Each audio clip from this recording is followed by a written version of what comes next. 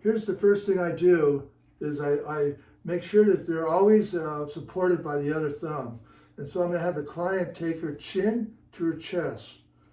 She just sinks in as you kind of go down the lamina groove with your thumbs. You know, if you use supported thumbs, you're less likely to injure them. And when I find something, I just stay there and have her move. She moves constantly, back and forth, chin to chest, and then back to neutral.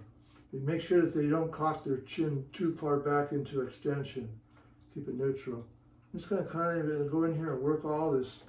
You know, you're looking for stuck facet joints, and when you find one, like there's one right there, I just hold it and have her move constantly. It will disperse out of the way. You'll feel it kind of go boom, you know, and that's when you know you're on it. You know, another way to do it is